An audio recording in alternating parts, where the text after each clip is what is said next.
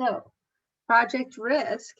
Risk is uncertainty. Now, a lot of people think of risk as being something negative, but risk can also be positive. So positive risks are called opportunities.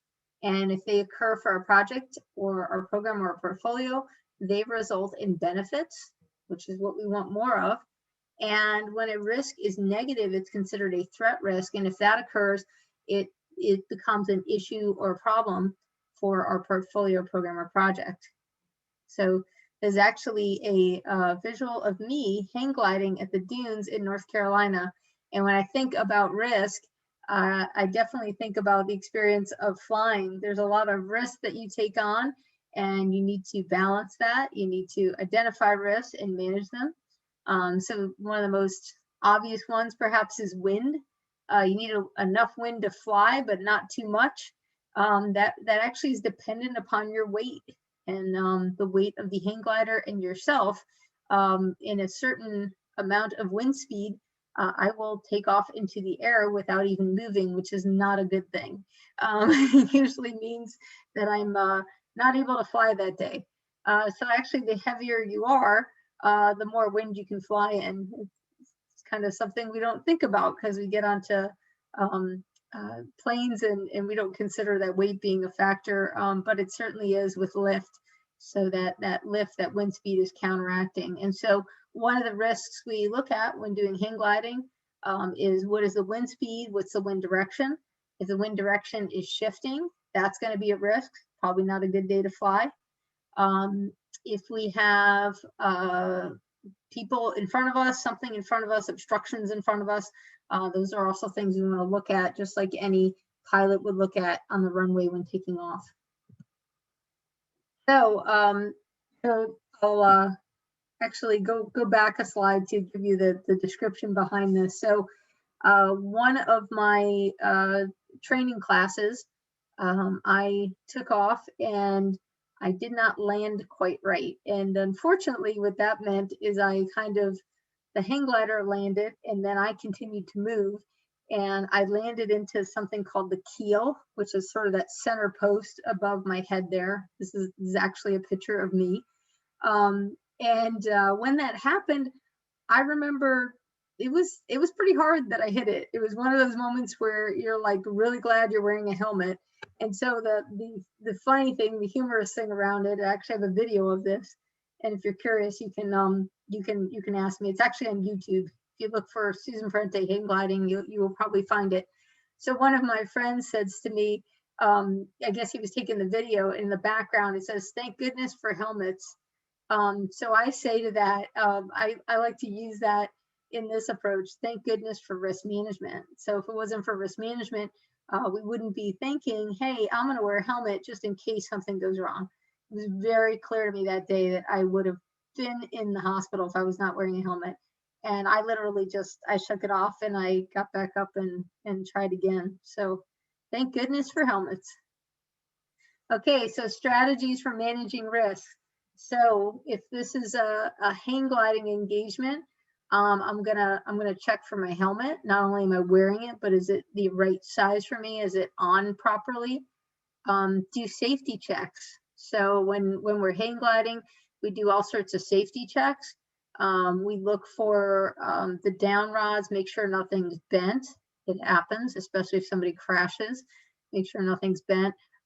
There's actually a backup for where you hang yourself into. There's like a carabiner. So if anyone's ever done any climbing, rock climbing, you're probably familiar with carabiners. There's one of those. So it actually hooks to the back of you. You kind of sit in it's a little bit of it kind of looks like a jacket, but you're kind of like lined into this piece of heavy material. And on the back of it are some ropes, and there's a carabiner, and you hook yourself in. Trying to show you on video, you hook yourself into that hang glider, and then actually there's a safety on that too. So if the one thing you're hooked into is not operating right, you hook into that. And little visual here. There we go. I don't know if you can see that, but so you're hooking yourself in and attaching yourself to the hang glider, like right here. So a little little tough to show the visual here. All right. So engineering design, there are breakaways. So there's some different things that can happen. The down rods are actually intended to bend and take some impact. So if you do crash, you might break one of those. My crash, I didn't, and I like to say probably because I'm not very big, I'm a small person, so it probably took some of that weight. Okay. We do a flight check, which includes looking at wind conditions, looking at what's out in front of us, what's in clear of us, like so that the space is clear for us to land. We look for changing wind direction. So usually we'll find a windsock. The one place I go hang gliding is at Jockey's Ridge in the Outer Banks, and there's a windsock on Jockey's Ridge, and then also one across the street. Kitty Hawk Heights, if you've ever been to North Carolina, it's across the street, and you can always see by the windsock what direction the wind is moving in. That's important, but it's also important to see if the direction is changing often. Like I said, that could be a reason not to. And it's funny because you can be out there for an hour and that wind is going to change during that time. So you want to be mindful of that. Weather is not on a schedule or plan. It can change on a moment's notice. So you look at that. You look for other things. You can look out to the water. You can look for whitecaps to see if the wind's picking up. We have certain calls and communication. So if somebody's handing the hang glider to me, they say, your hang glider, and I say, I got it. If you don't do that handoff well, you end up with your hang glider becoming a kite flying across the sand. Not really fun. Certification, you need a certain level of certification to go off a certain height by yourself. I have sort of the basic class that I've passed. I'm now in the advanced classes. I don't have my certification, so I can't fly solo without an instructor in the space, but I do fly by myself. Once you get that first level certification, you can get a higher level certification at higher altitudes. The first certification, I think, allows you to fly 100 feet or so, and then you want to get a second level to fly at a higher elevation. I have done a tandem flight at 2,000 feet, which was really fun. I was actually in the pilot position, and the instructor was assisting me as needed, but it was really a thrill. So risk is uncertainty. And I always like to kind of level the playing field and define risk to begin with. So we talk about risk being uncertainty. Well, there's really two aspects of that. There's probability and impact. Probability is the likelihood that a risk event will occur, and impact is the consequences of that occurrence. So it can be either a positive or a negative consequence. Threat risk are negative consequences or negative impacts, and opportunity risks have positive impacts. So we want to consider both the probability and impact when we're looking at any risk. And with that, I make sure people define risk properly. So for example, if I get a flat tire while driving to the meeting, then I may be late. Okay, so if I get a flat tire isn't really a well-defined risk because it doesn't describe the impact of that flat tire. Another important consideration is the difference between a risk and an issue. I often see people do this in the consulting work that I do. It's very frequent for people to say risk/issue. They put them on the same list. They manage them in the same SharePoint location, risk/issue, and horrible, horrible thing to do. Okay, so a risk, for example, if I have a glass of milk sitting on the table, there's a risk of it spilling. An issue would be the glass has knocked over and the milk is on the floor. That's an issue. So how do I manage the risk versus the issue is very, very different. Okay, so my risk, I want to maybe move the glass back so it's not the edge of the table, put a lid on it or put it in a container that has a lid. If it's an issue, if the milk's already spilled and it's on the floor, I want to use something to mop it up. If it's carpet, I might want to use some sort of carpet cleaner or carpet shampooing or something like that to clean it up. So we really want to manage risks and issues separately. They're both very important. And a threat risk is a potential problem or issue, whereas an opportunity risk is a potential benefit for our project, program, or portfolio, as I mentioned before. We have our risk management process here, and this includes identification, assessing of the risk, and this kind of maps the PMBOK guide. Assessing of the risk includes both qualitative and quantitative assessment. And then we plan responses. So after we assess that risk, we prioritize our risk register. So we identify the risk, put it on our risk register, assess the risk in regards to probability and impact, come up with an overall exposure or risk score. And then after we prioritize from high to low, we want to plan responses, especially for the high risk, but also perhaps for medium risks, depending on what our risk management plan dictates. And then we want to execute those risk responses. Okay, so how do we execute that? If it's traditional project management, we want to add our action plan to our work breakdown structure. If it's an agile project, we want to add that risk response plan, that action we're going to take, to our product backlog.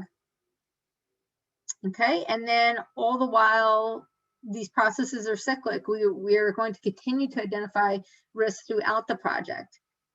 And we want to plan, monitor, document, and communicate throughout. So why do we want to manage risk?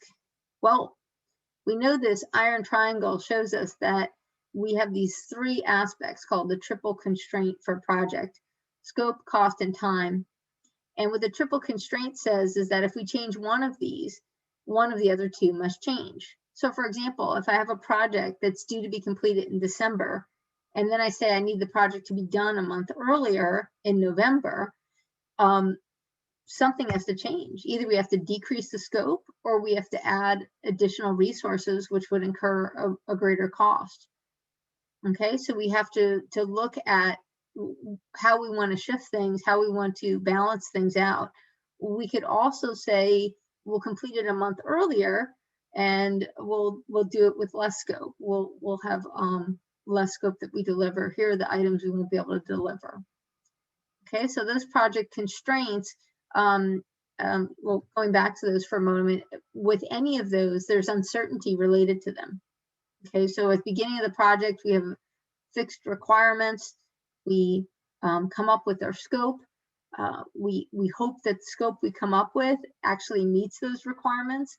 There's also some uncertainty that the customer might change those requirements. We then estimate our cost and our time. So there's risk associated with that. Anytime you hear the word estimate, you know that there's risk associated with it. So why do we want to manage our risk? Well, basically, the way I look at it, project management is really juggling scope, time, and cost. And why we want to manage risk is that we want to manage the uncertainty related with time, cost, and scope for our project. Risk management allows us to identify potential problems. So, for example, efficient management of project resources, reducing threats, which would basically risks that would become issues or problems, increasing opportunities, which are risks that would be benefits for our project, program, or portfolio. And it's also a structured and systematic review for the project. Risk management also allows us to do decision making, so we can look at the benefits and weaknesses of different decisions, and ultimately the impact of one choice over another. Risk management is also a process for system improvements.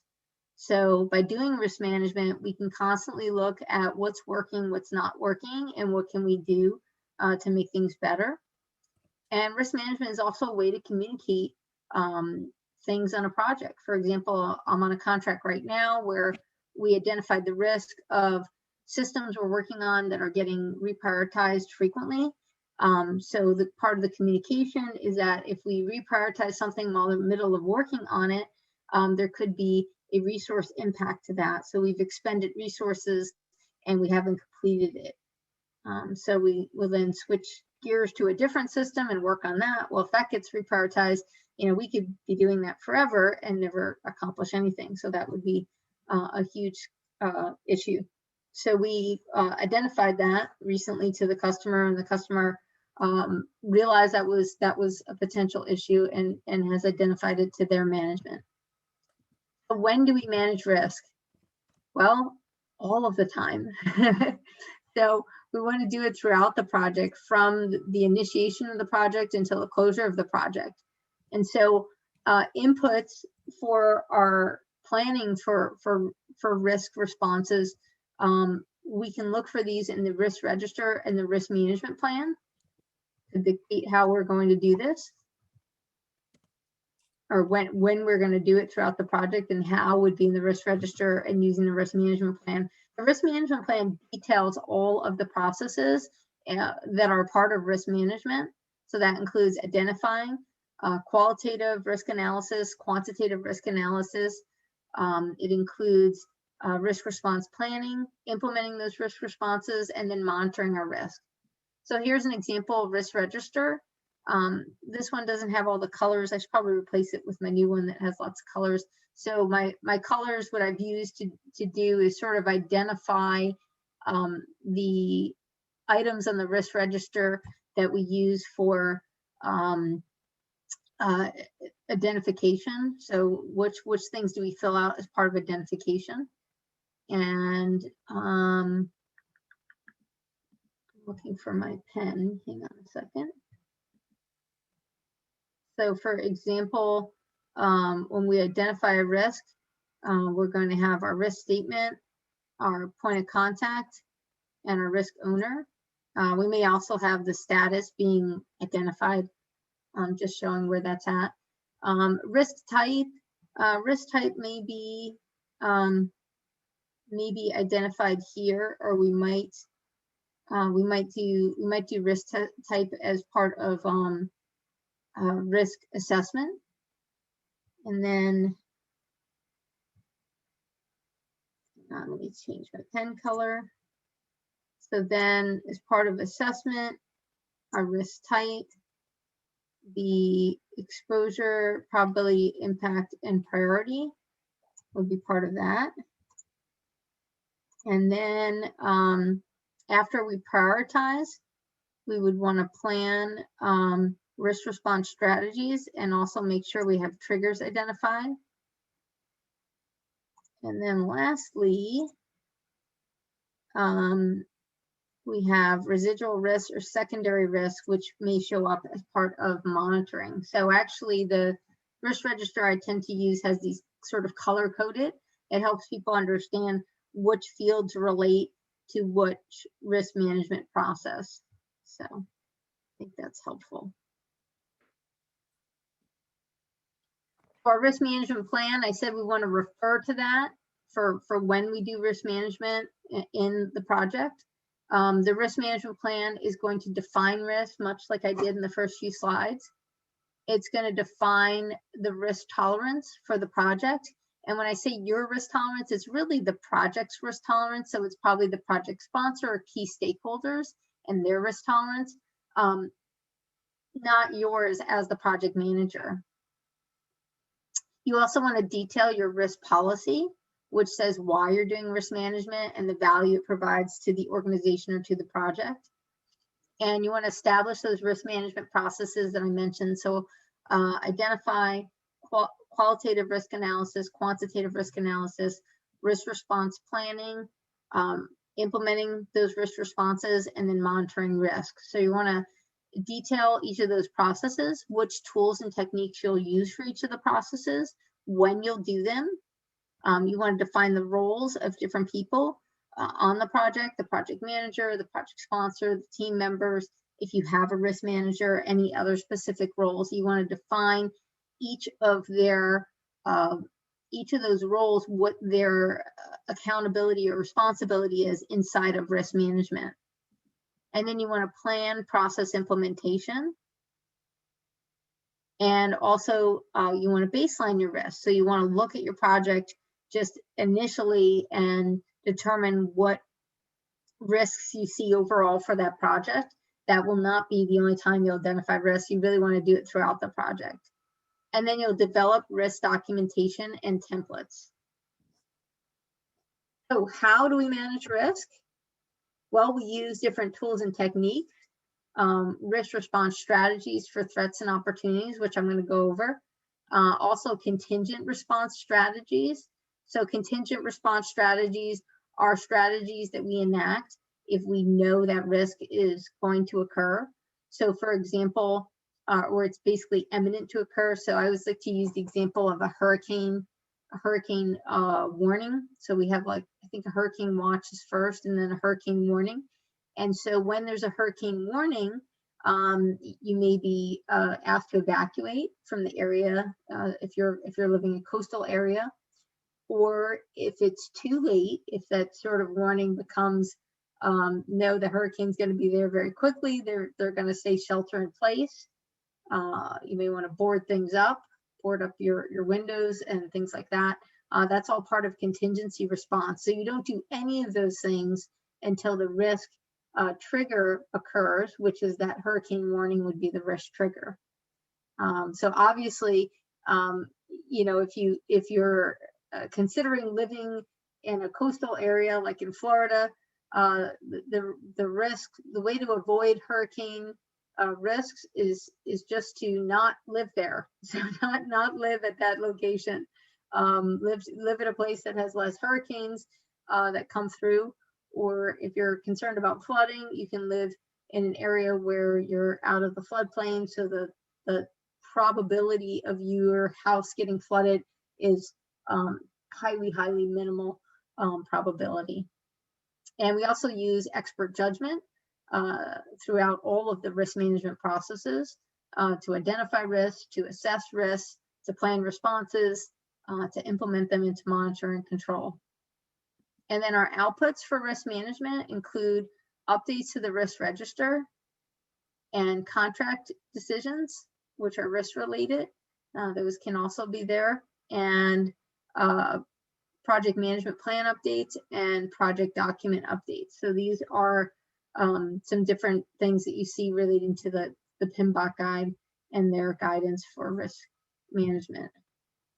So here are some of the risk response strategies for threat risk. There's one more that PMBOK guide added in the 6th edition called Escalate. I think of it as a separate item from this, but I understand that PMI sees it as part of this. So I'll just add Escalate at the end, and I'll describe what I mean by that.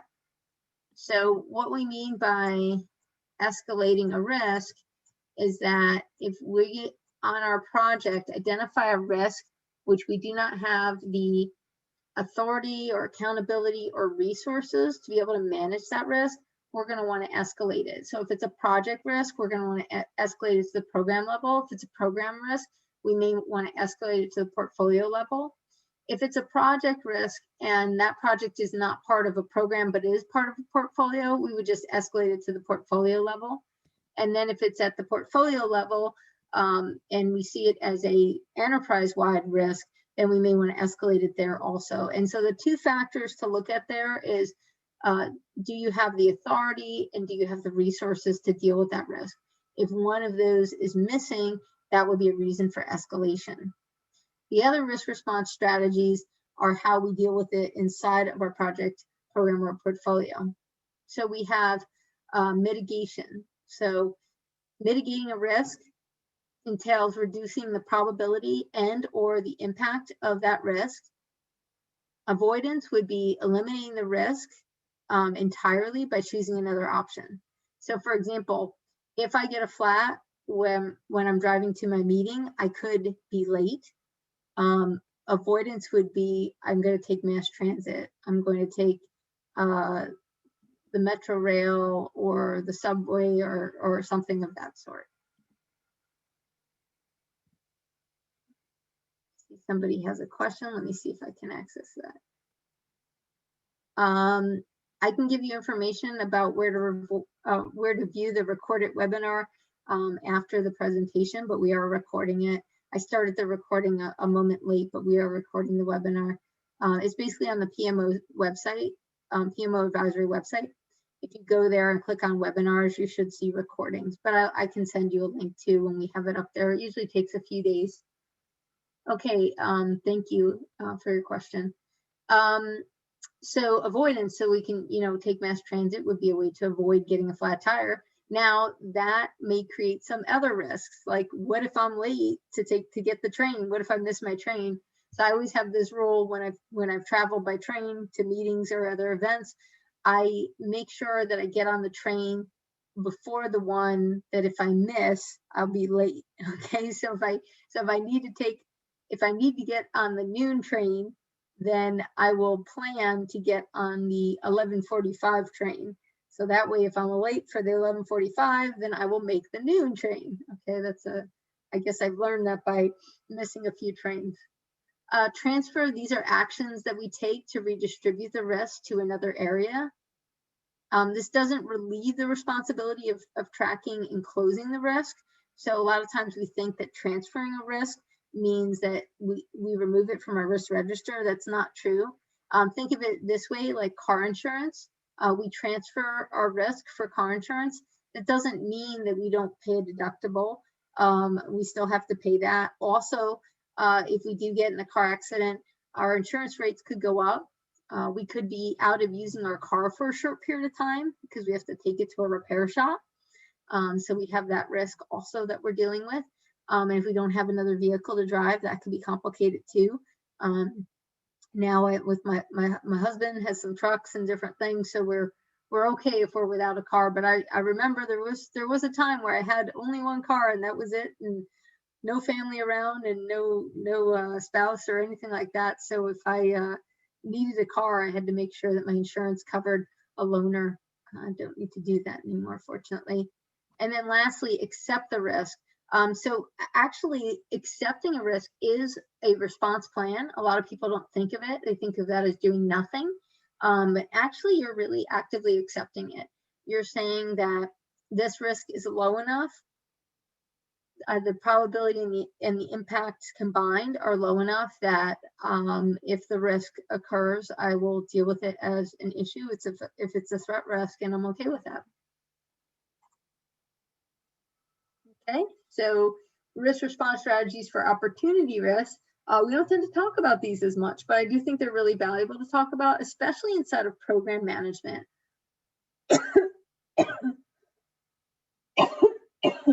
Excuse me. For program management, we're very interested in benefits that a program delivers. And so looking at the opportunity risks, which are risks that if they occur, result in benefits, is going to be really valuable. Okay, so some of the opportunity risk response strategies are to enhance. When we enhance a risk, we're increasing the probability or the impact of a risk so that it does occur. This is kind of the opposite of mitigation. Mitigation, we want to reduce the probability and or impact so that risk event does not occur. With exploit, we want to drive that risk to happen. We want to make it happen. Changes possibility to 100% if possible. And example of that, one of the colleagues of mine, what he used to do, he had a training organization, and he would do training classes, and he found a location. It was actually a company location, and that location they had a training classroom that they barely used. And so what he did is he bartered and said, hey, we'll teach classes there if you give us that location for free, and you can have 1 or 2 students in the class. By doing that, the company that had that training room was able to exploit it. So they were actually able to get a benefit, which is, taking that opportunity risk of the training room not being used and creating it into a benefit, which is free training for the organization. And we have 2 more here, but also we have Escalate. And like I said, I'll add that at the end. The reason I dealt with that at the end is that I used to talk about escalation of risk before the 6th edition of the PMBOK guide added it as a risk response strategy. And I thought about it sort of above all this. So when I look at a risk, the first thing I always look at is, would we escalate the risk? And again, the reason for an opportunity risk is the same. Either I don't have the authority or I don't have the resources to deal with this opportunity risk. Same thing as a threat risk. Okay, so if I don't have the authority or I don't have the resources, then I'm going to want to escalate it. If this is a project, I would escalate to the program or portfolio, whichever is applicable.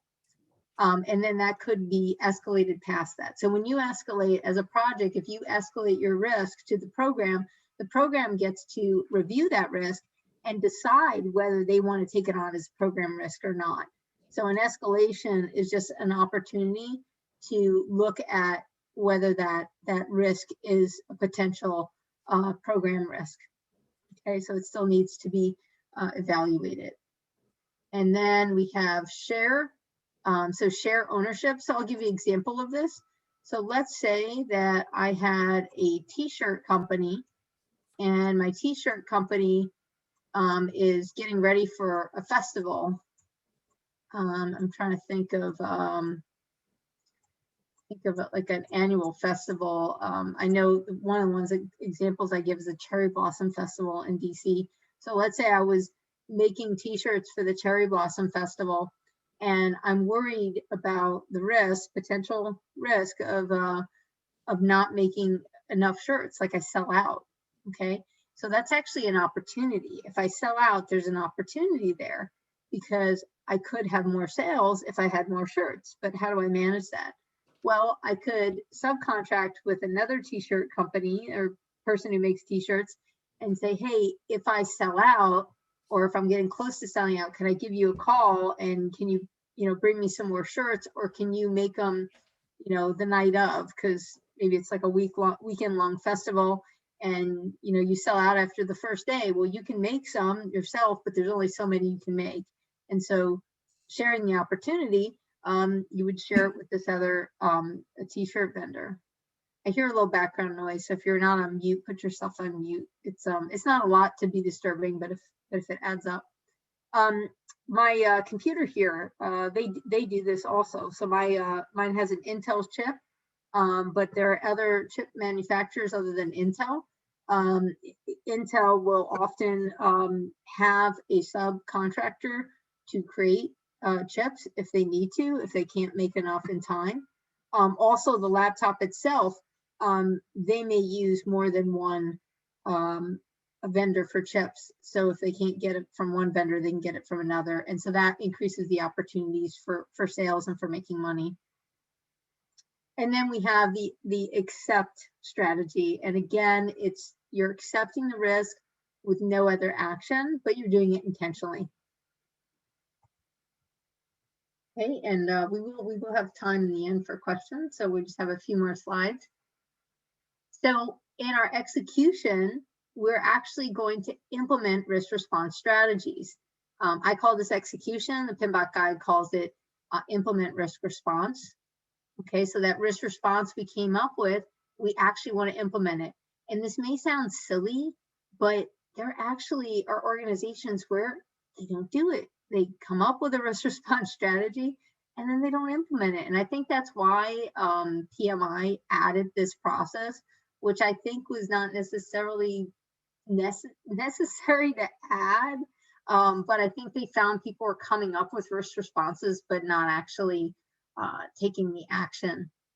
Okay, so those threat risks are mitigation plan or avoid, transfer, or accept. For opportunities, that would be enhance, exploit, share, and accept. And I don't list escalate here because if we had escalated it, then we wouldn't have come up with one of these risk plans, response plans to actually execute. So we would have already escalated it. And then lastly, we have monitoring and documentation. We used to call it monitoring control, but really can't control uncertainty. I don't know if that's really possible. So we tend to say that we monitor risk and we track and communicate it. And we do that tracking by using the risk register, and we communicate this information to management and internal and external stakeholders. We also integrate risk management with cost and schedule processes. So now what do we do after we do all those things? Well, if you haven't identified your risks, you're already taking them. So my advice is to continue to identify risks throughout the project, and not stop doing that. Okay, I'm still here. My video was a little jittery. So just in summary, risk management is an organized, systematic decision-making process that efficiently plans, assesses, handles, monitors, and documents risks to increase the likelihood of achieving project goals and decrease the likelihood that a risk would become a future problem. So we want to consider all possible risk response strategies when we're looking at risk management, and we want to document, monitor, and control risks, or as I said before, we could just say monitor risks because it's really difficult to control uncertainty. And most importantly, perhaps we want to create a culture of risk awareness. And I always like to say risk awareness and risk management starts with me. So in closing this part, and I have a few more slides to share some other things with you before we take questions, but risk management, I saw this quote and I don't know who it came from, and I looked and searched for a while and it basically couldn't find it. So I'll say it's anonymous. Risk management, everyone wants to be doing it. Everyone thinks everyone else is doing it. Not many people are actually doing it, and no one is doing it particularly well. So don't feel so bad if you're in that mix. If you're trying, you're probably better off than most. So now I'm going to take a few slides to just talk about risk management professional certification if you're interested in it. I have had my RMP certification for, I want to say, around a decade now. I think that's about right. And very thrilled that I got it. It's helped me be a better project, program, and portfolio risk manager. So basically, managing risk at any of those levels, we're dealing with a lot of uncertainty. And so having this expertise in risk management is really going to make you better at doing all that. I will credit risk management to being the reason why my projects have been very successful.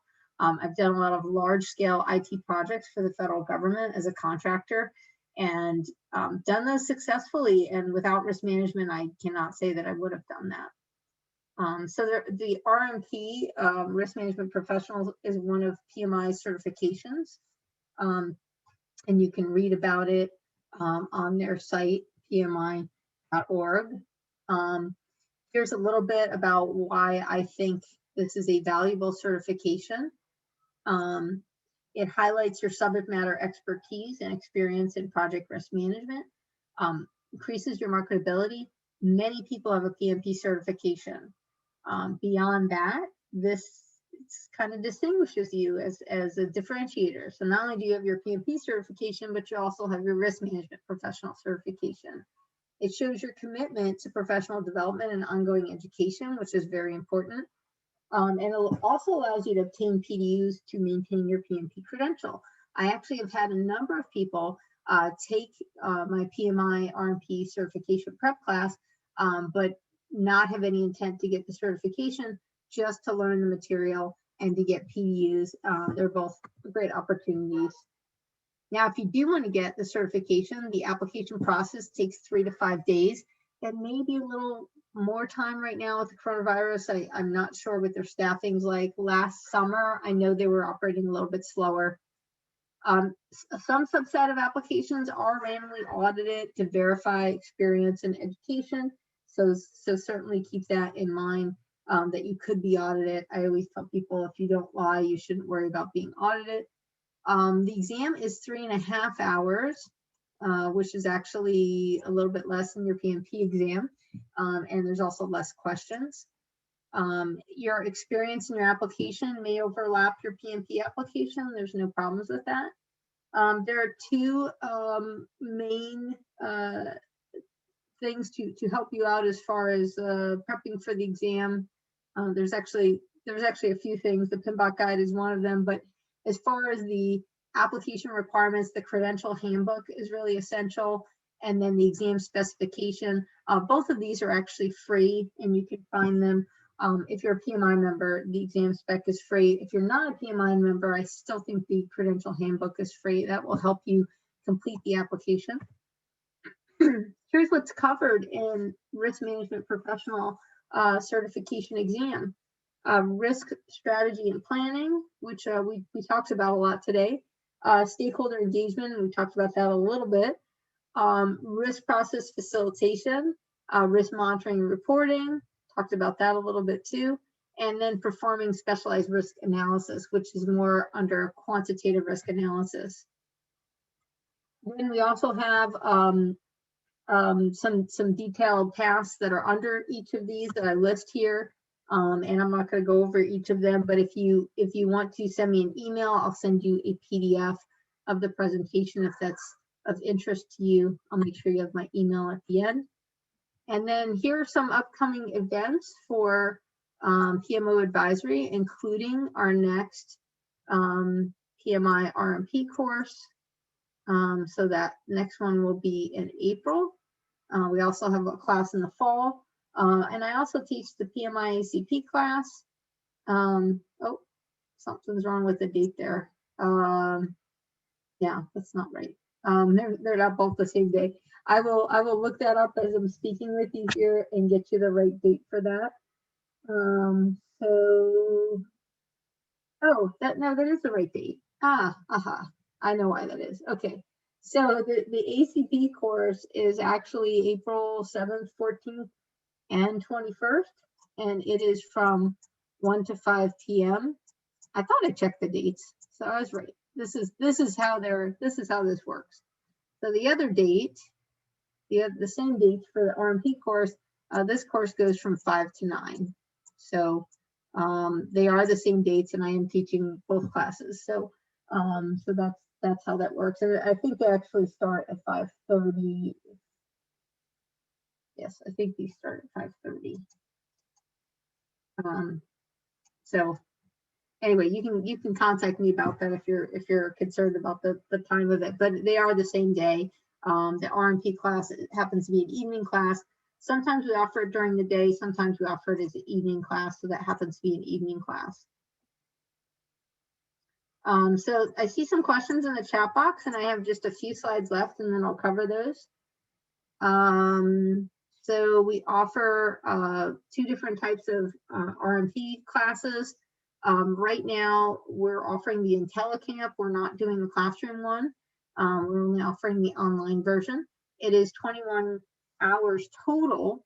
And the way that we get to the 21 hours is there is some online content. So you're expected to do some work outside of class. What's nice about that is we do 3 sessions, 4 hours each. So it's 12 hours, and just this time it's going to be just in the evening, so it won't impact your work. That's kind of the goal. And you won't have to take time off of work.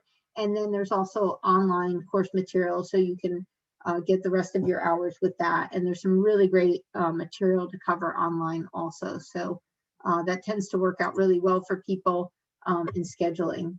Okay, so now I'm ready to take questions. And while I do that, I'm going to put up the thing on how to claim your PDUs. Okay, so first question I see from Jose: how often do we need to have risk meetings? What frequency, and how long should the risk meeting last duration? Okay, so a few ways to answer that.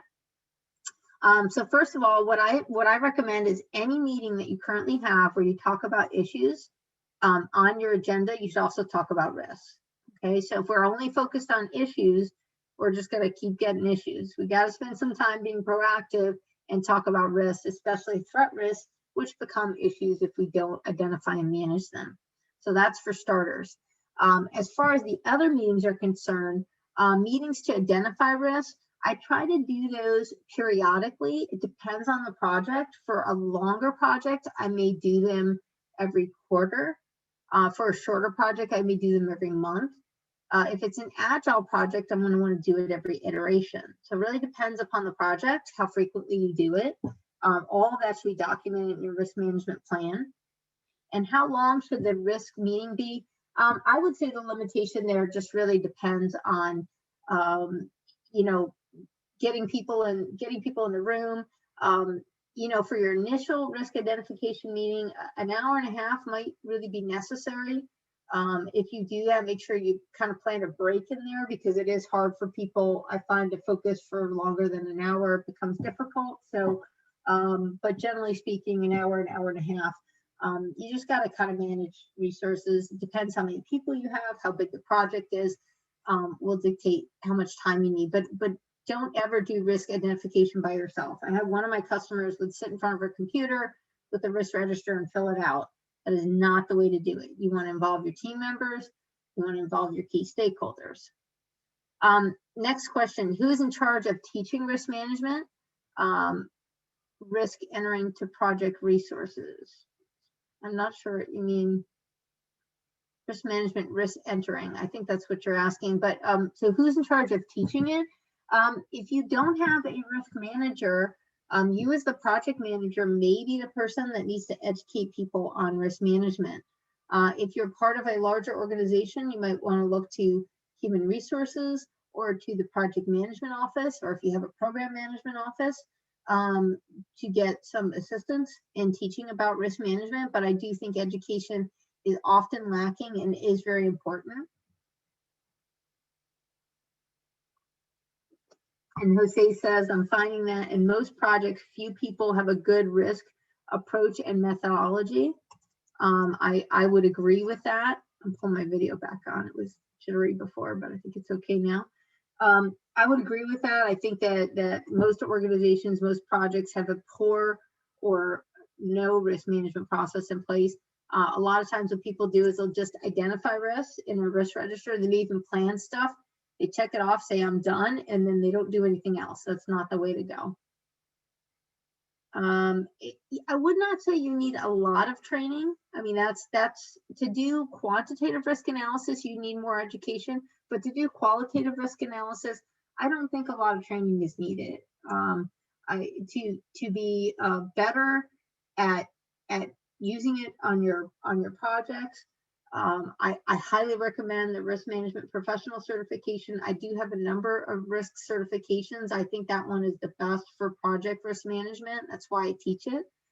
In fact, I got that certification so I could teach the certification. I didn't get it for a skill, but it was because I was already teaching risk management, and I come up with some risk management training programs myself. So I do think that that's very valuable to get that certification, but it's not as hard as people make it out to be. I think with a little knowledge you can do it. Risk management tools that I recommend, I highly recommend for quantitative risk analysis, I highly recommend Palisades at Risk. It operates with Microsoft Project. I do highly recommend it. I find it to be a great asset if you're doing quantitative risk management. For qualitative risk management, I use Microsoft Excel spreadsheet. You can also use SharePoint, or even Teams kind of integrates with SharePoint. So if you're using Teams, you can create a risk register in SharePoint and use that through Teams. One of my colleagues right now is working on that for a program risk register.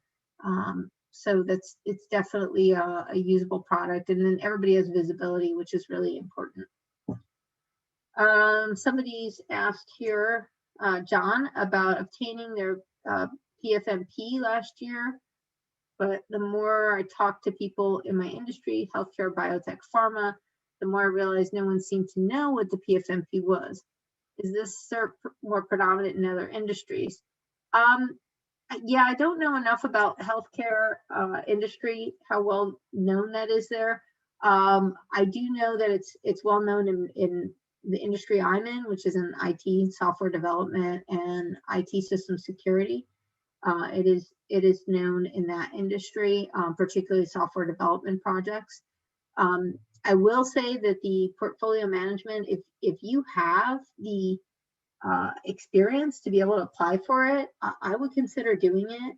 I know for myself, when I started doing contract and consulting work, I was having more of a difficult time coming up with hours of experience, because I kind of spend my time doing a little bit of this and a little bit of that. And so There are times when I wish that I'd gone, like right now I'm looking at my PGMP, getting that. I actually have gone to training. I think T taught one of my classes. He's excellent. He teaches the PFMP. He is stellar at that.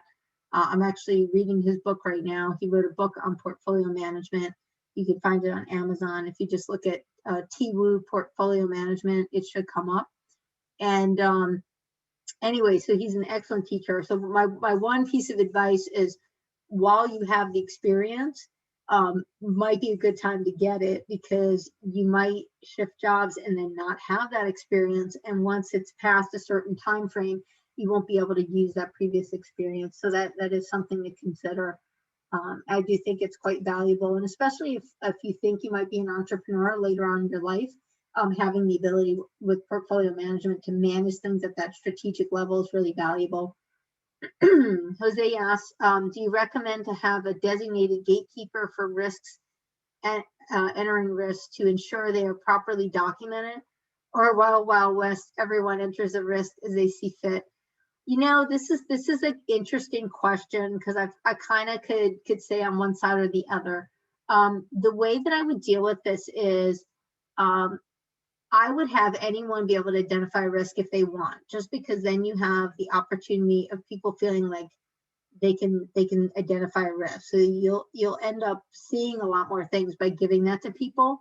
But what you do is you don't make that a risk until, like, you make it like a proposed risk. That's how I deal with it. I make it a proposed risk, and then I have somebody on the risk management team, so it could be the risk manager or the project manager, whomever, actually review it, make sure that it fits a proper format. So I always like to use the if then statement. So the if clause gives me the probability, and the then clause gives me the impact. So that kind of combines the benefits of each. Yes, you want people to feel free to identify risk. That's great. And you don't want it to be the Wild West. So you have them write it as a proposed risk. It doesn't become an actual risk until somebody has reviewed it for proper format and content, in order to make it an identified risk for your project, program, or portfolio. Somebody asked if I could share my email address. Yes, I can. Hang on a second. I will give you my PMO advisory email address. And if you do want to get a, there we go. I don't write to myself all the time, so I have to look up my email address. So advisory.com, make sure I spelled it right. Okay, so there is my email address. Hang on a second. Send it to you all. Okay. So if you are interested in the PDF, I can send that to you, so you can email me.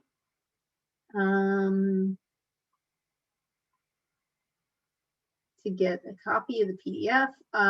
Also, if you can't find the webinar, the recorded webinar, you're going to need to probably wait a few days before we post it up there. But if you are not able to find it, you can certainly email me and I will give you a link to it. But if you go to pmoadvisory.com and click on the top area to the right, it should say webinar, click on that, and then you should see a bunch of webinars, previous ones. I did one a few weeks ago on Agile. You'll see that one there also. And then there are several other ones. I know T does them often. I go to many of his. What's the maximum recommended age of a risk?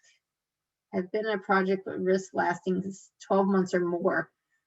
You know, if it's still applicable, then it's still a risk. You know, I mean, if you read it and you say that can't happen anymore, then it's not a risk. So there isn't an age requirement. However, you should reassess that risk. That's something people will put down a risk as high, but when you reassess it later, maybe it becomes lower, or they put it down as low and they reassess it later, it becomes higher. So you definitely need to continue to assess that risk and do quantitative risk analysis. But as far as it being on there too long, there's no such thing. Okay, and we have about a moment left, and I think we got all the questions answered. So thank you. I got some thank yous from people. Thank you, everybody. for attending. If there's a question you think of or something I didn't answer, please shoot me an email. Thank you for your time. I know it is very precious, and I appreciate you being here, and I hope you got a lot of value out of this, and perhaps you'll consider to take a class with me. I would love to be your instructor. Lots of fun. I love risk management. I'm one of those people that talk about risk management and I smile. So that's always a good thing. Here's some contact information if you need it. So go ahead and use that, and have a wonderful day. Thank you so much. Thank you very much.